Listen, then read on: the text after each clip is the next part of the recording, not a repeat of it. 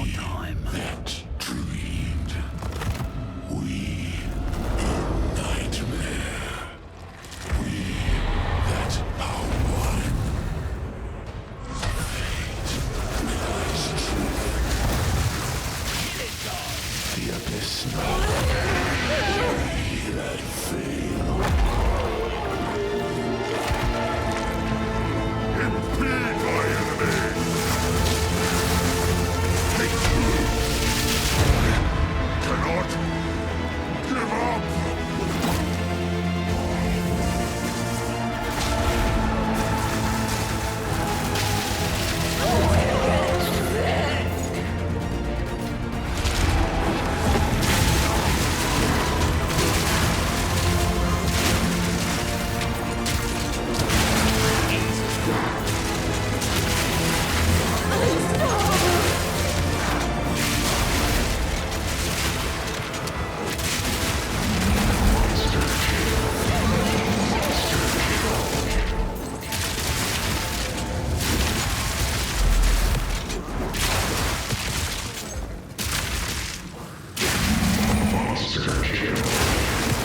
Need a sec.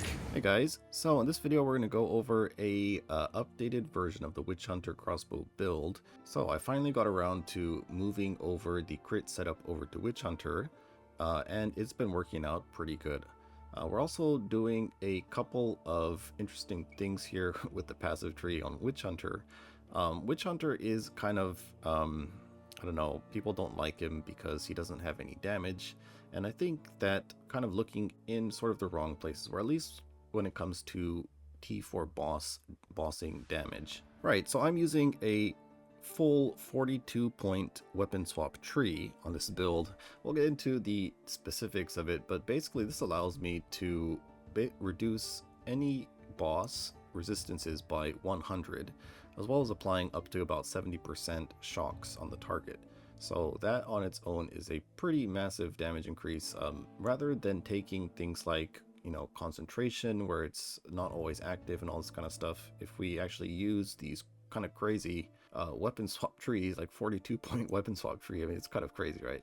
We can actually do some pretty interesting things, and I think this is probably the best way to build Witchhunter for bossing, at least, because there's so many cool things you can do with the weapon swaps, where you have, like, for me, I'm getting all this curse effect, I'm getting exposure effect, getting shock magnitude, and it's actually, if you add all that damage up, it's increasing my damage by more than 2 to 3 times just by having all of these weapon swap nodes. So actually, the Witchhunter specialization points, where, you know, the Weapon Master point is actually pretty valued, I'd say. Like, and never thought I'd say this, but now that I'm actually using these really big weapon swap trees, I actually want more weapon swaps, right? It's like, I wish I had more of these weapon swap points, because there's so many more things I could take. There's like a lot more shock magnitude nearby I can take. There's meta skills getting increased energy because my offhand weapon is actually proccing a cast on shock. So if I get, you know, a little bit more increased energy gain, then I'll probably be able to proc that a little bit faster. And there's, like, yeah, so many cool things you can do. And I think that you know, once more people start messing around with these, you know, you can get to like 48 points, I believe, 48 point weapon swaps, so you can do some pretty interesting combos, I think. Alright, so I do want to keep the video a little bit short. Like, they're getting pretty long these days, so I think what we're going to do is we're just going to run a breach, and then we'll go over the build and that kind of stuff. I'll have some gameplay, or you probably already seen it. Yeah, I have some gameplay that I recorded, you know, while I was like testing out the build and that kind of stuff in the background, so you can kind of see what it looks like in breaches. But yeah, for the most part, it's playing pretty much like similar to the monk version. I think that the map, what do you call it, your mapping DPS is quite a bit lower than it was on monk, because monk has, like, I don't know, quite a lot more better starting nodes and this kind of stuff. But your bossing damage is only a little bit lower, right? Because of the weapon swap we can do with getting so much curse effect and all this kind of stuff, that the, yeah, bossing DPS actually turns out to be pretty good on this setup, even though it is technically like lower damage overall. Alright, so also trying out triple explode, right? So we got the a double herald setup, and then we also do have the Witch Hunter explode. And I don't know, I'm not really sold on it too much, but one thing I did notice is that the Witch Hunter explode can still proc if you shattered an enemy, right? So you can get like a double explode, and it definitely does look pretty cool. But yeah, that might not really be doing all that much, right? But yeah, so I don't know. I think this build is can definitely be improved upon, but I think that the core concept of, first of all, going crit, doing CI evasion, and then having the 40 plus point weapon swap to get a lot of bossing damage, where this is where Witch Hunter is usually lacking in damage, is on bosses, because don't really have that many damage nodes on Witch Hunter that are all that great, right? But this weapon swap setup does definitely fix a lot of those issues.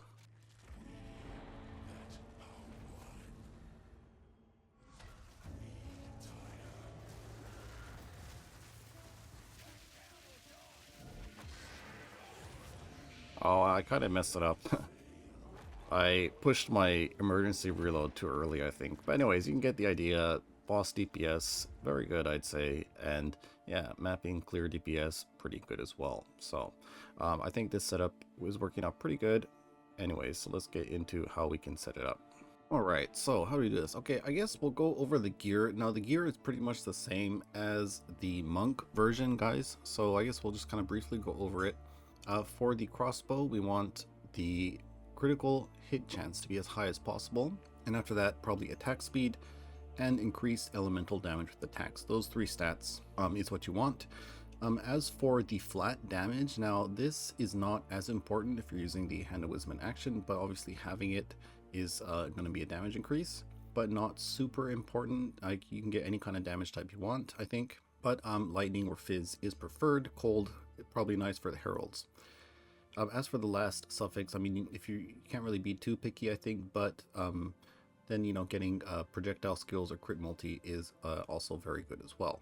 Okay, so for the rings are your standard kind of lightning rings, right? We get the flat lightning damage. If you can, you get increased lightning damage, and then like some stats, dex, int, and that kind of stuff, all attributes, or just get resistances and that kind of stuff. For the helmet and boots, so we're using just pure energy shield bases, and we're just trying to get a lot of energy shield and a lot of cold, fire, lightning, or get int if you can, right? And so like my boots, I mean, these are kind of unethical, I would say, even though they only have 25% movement speed. It's like 330 ES. So normally you would have a pair of boots, something like this, right? With like 150, 170, maybe 200. And so you'll probably get around, 3,800 to 4K ES on this build, I would say, with normal gear. I don't really care that much about movement speed, since I do have blink on my weapon 1 set. So I mean, that's kind of why I'm fine running these 25% movement speed boots. But if you want the movement speed to be faster, get better boots. There is nodes that you can probably get to get more movement speed. There's some over here. And since I'm going to be anointing Subterfuge Mask, I guess you could anoint something, like Blur or Step like Mist and that kind of stuff, if you actually just want more movement speed. Okay, so Amulet is kind of important. I do have the wrong anoint on this, and I'll go over why, I guess, later on. But we need to get 50 extra spirit in order to run Blink on our Weapon 1 set. And if we want to run Blink and Precision, or Blink and Clarity, then we do need to have 160. So in order to actually get 160, I believe you will need to get a solar amulet, because it has it on the implicit as well. So anyways, there is some, when you're buying your amulet, you do have to make sure you're going to be getting at least 50 spirit. Or what you can do is, if those are expensive, you can just get 20 extra spirit from the amulet. It's pretty easy to get that. I believe the minimum roll is like, what, 30 or something anyways. So you get that, and then what that allows you to do is you can run on your offhand, blink and cast on shock. And it's a little bit more annoying.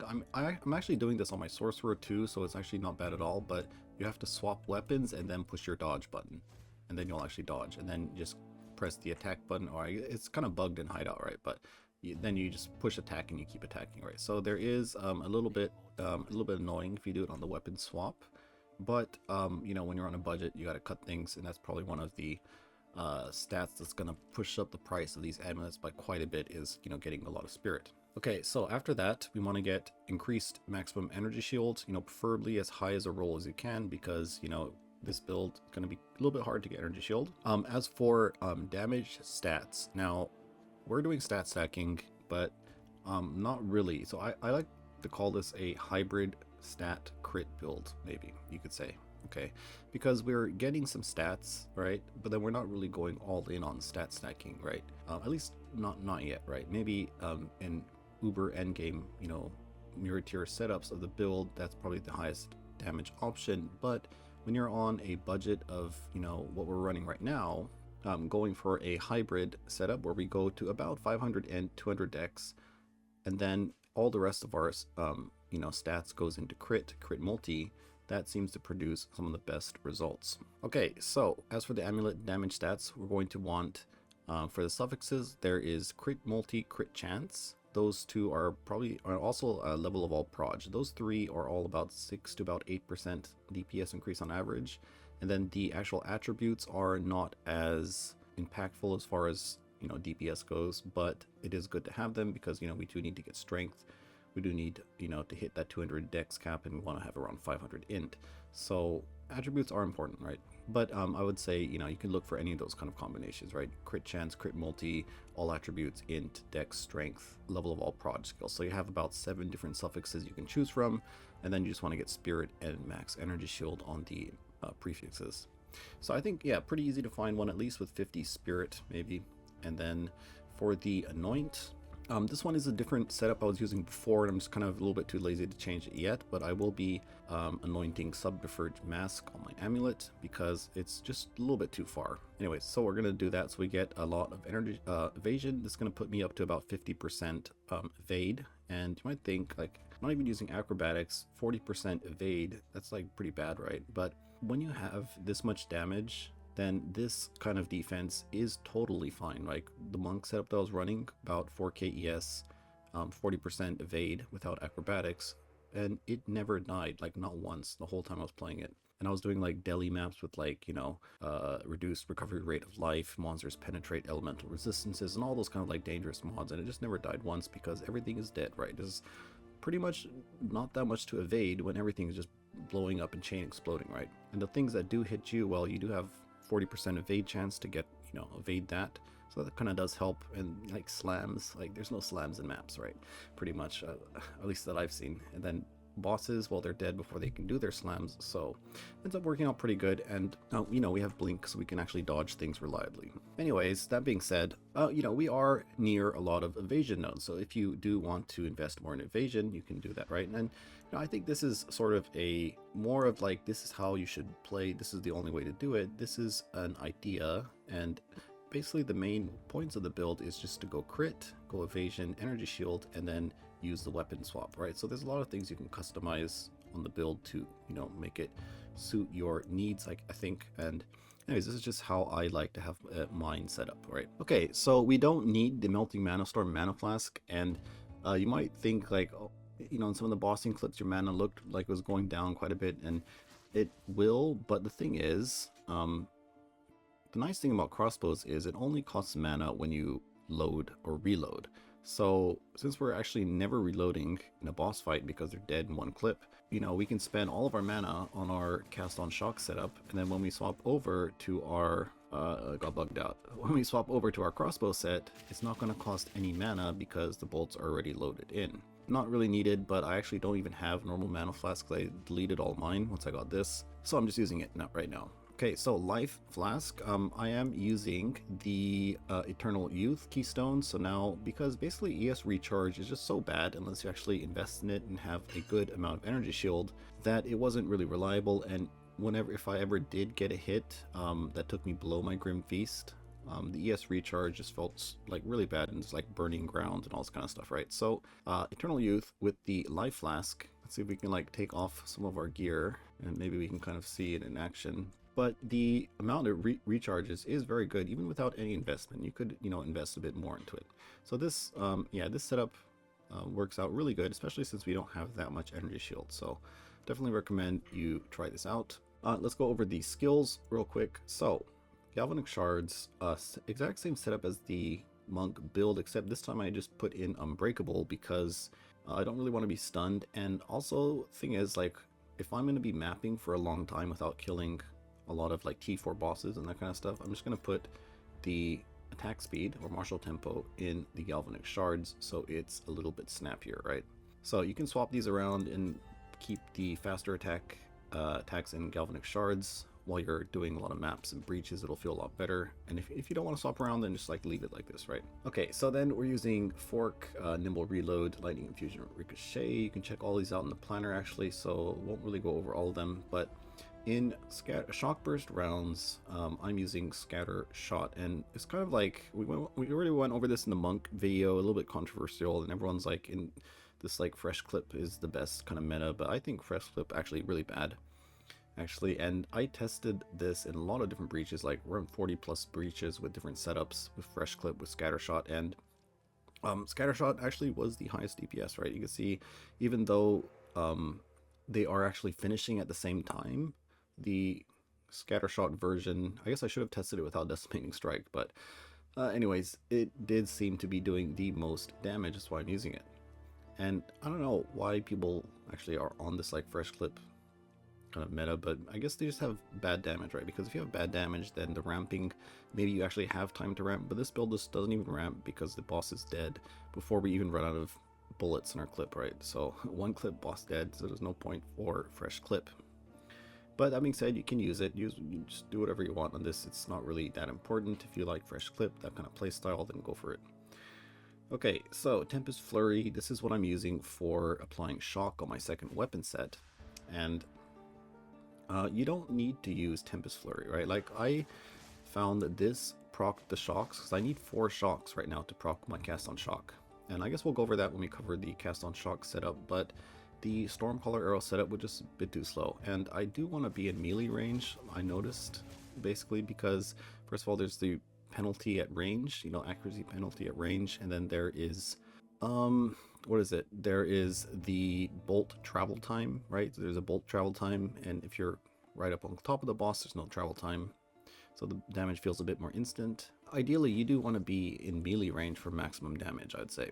If you do want to use the bow setup, then go for that. It's totally fine. Like, just use whatever kind of shocking skill you want. If you want to just be pure range, then go for a bow setup. The links are pretty much the same, except I guess you don't need rage support.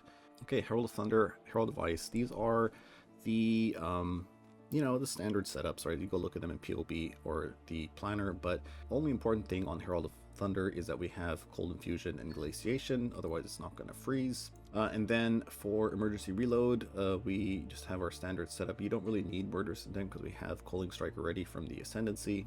You can put Ingenuity in here too, but you know, I'm only using this once per boss, so it doesn't really matter. We have Grim Feast with Precision if you have extra Spirit, and then Cast on Shock and Blink setup, Second Wind, Ingenuity, and then you could put Martial Tempo, Arcane Tempo or whatever in here if you wanted to move faster, but I noticed it didn't even change the use time at all, so I just didn't really put it in. Okay, so let's go over the Cast on Shock. This one is going to be a little bit more, take a little bit more time, but so let's do some quick math.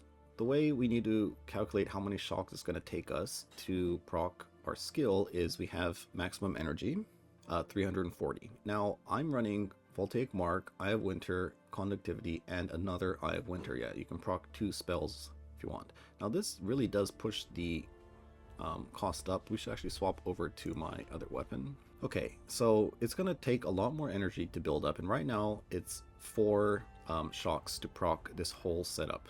And you need 115% energy gain modifier to actually get it down to 4. Otherwise, it's going to be, if you have 114, it's going to take 5 shocks. Why do we have so many spells in here? And why don't we just take one of these Eye of Winters out, and you can see it goes down to 230, and wouldn't that be a lot better, right? But okay, so if we did this and say we put in even Impetus in here, and now we have 155% increased energy gain, The way we have to calculate this is, so energy gain per power of shocked enemy 2.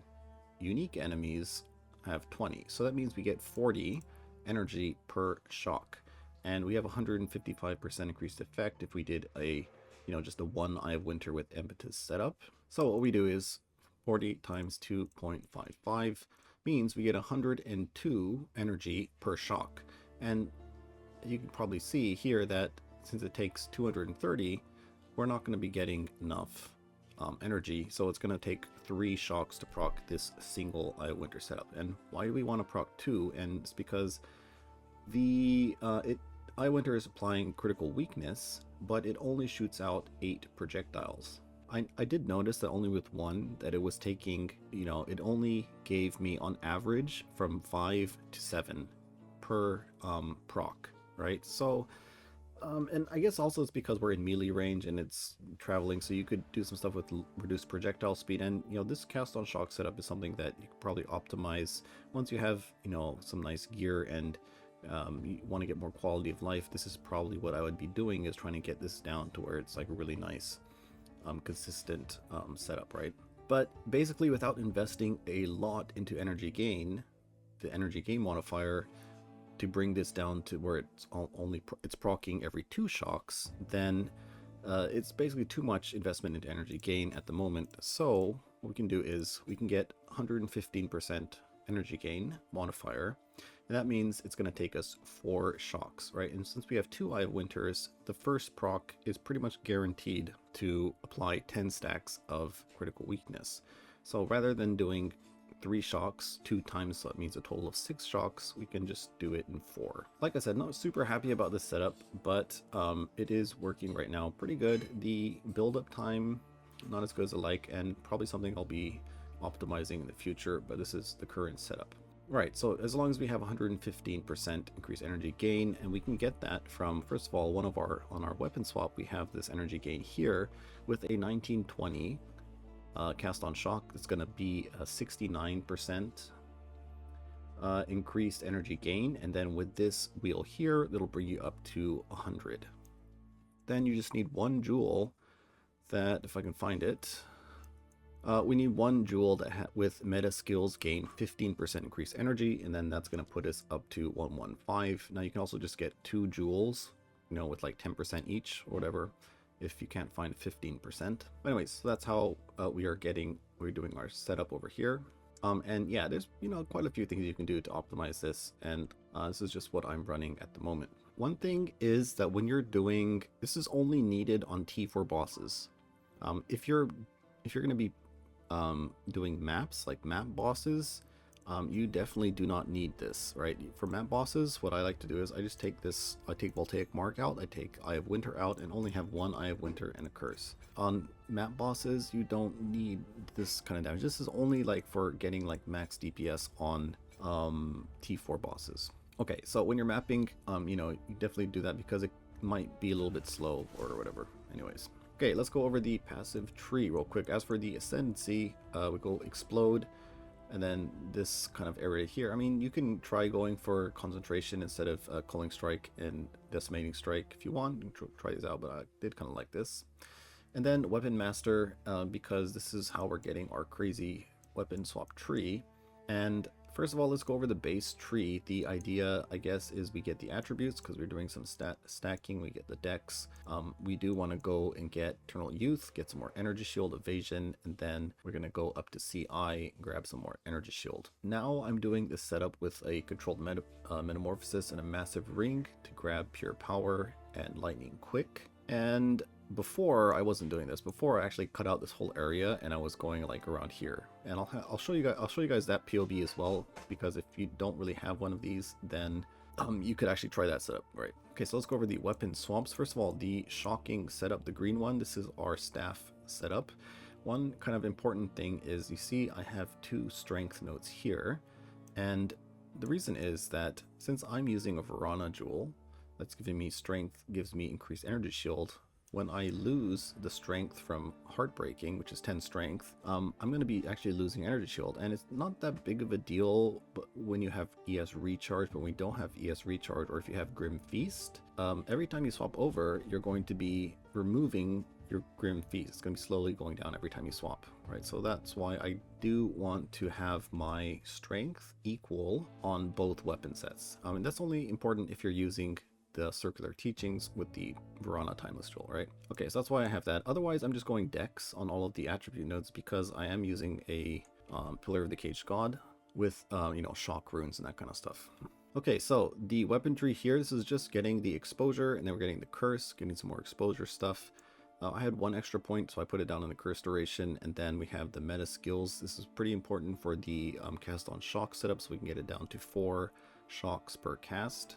And then just getting some more shock, magnitude, and duration. Okay, so that is our shocking weapon set. For the actual crossbow weapon set, going into, basically we're going to be spending all of these green points on our staff to just get tons of bossing damage, and then it's like, well, we've used all these points, so we just have to put all of the other weapon set points into whatever else we can, right? So we get the crit, we get more crit, we get some more crit, basically just picking up crit in high value damage nodes like Wildstorm.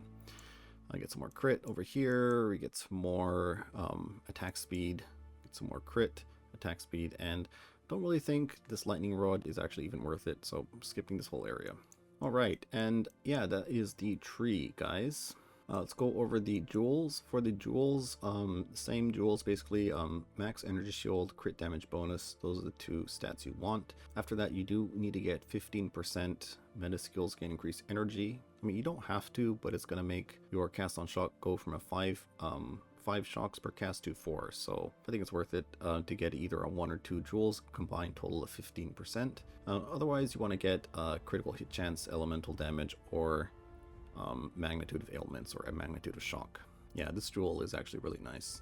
Yeah, and then after that, that's the jewels. I think I have my meta skill one over here, yeah. And then for the timeless jewel, now this is not actually mandatory. You can see it's giving me about 800 ES, you might think, but it's actually quite a lot less in reality, because in this slot we would be having another jewel, right? So that means it's only about 500 ES, but then not even, because with that 1 point you could easily just go and get this, so it's actually only giving me 300 extra ES. So actually, now that you think about it, maybe not even all that worth it in the end of the day. But anyways, yeah, I think it is quite value. Maybe, you know, I think if you have a GG jewel, then maybe you just remove this, because it is actually using 1 point here.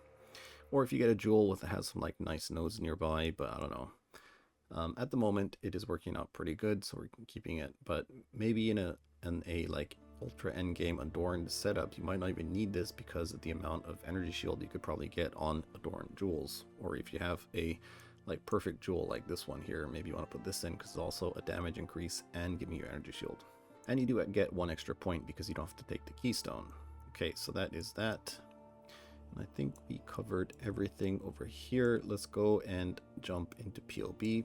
Okay, so this is the POB. Let's go over some of the config, and you can see the DPS actually pretty good, about 17 million. Now, DPS in POB is not 100% accurate. I'm going to throw that out there. This is just an estimate given the tools we have in POB, and you know, in game it sort of matches it. Maybe it's a little bit lower, maybe it's a little bit higher to some things that don't work, like the shock. It doesn't matter if I have 50% shock or 100% shock, it's not gonna, damage is not gonna increase. So definitely not 100% accurate. So I did add some custom configs to sort of simulate the proper DPS. So we have Decimating Strike. I've just added 15% more on average. Sometimes it does about 9 million damage per Decimating Strike when you get a good proc. So in that case, it's actually quite a bit more. Then we have I Winter, because this is giving us basically 10 base crit, basically. Then we have Emergency Reload, giving us more damage. And if you want to see what it looks like with Grim Feast in maps, our max hit is about 9.5k on Fizz and 33k Elemental. So very, very tanky, I would say. Okay, after that, since we are actually reducing enemy resistances to 100, then we can get, basically on a boss that has 75 max res, we'll be putting them down to minus 25 lightning resistance. And if we actually fight a boss that has 0 lightning resistance, then they're going to be negative 100 resistance, and you can see our damage is going to jump up quite a bit.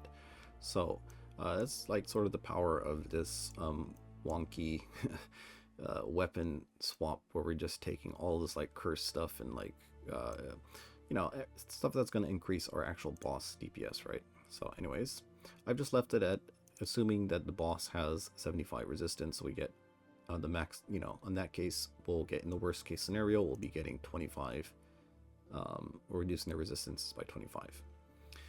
Okay, after that, right now my current shock value is around 68, so we've lifted at that.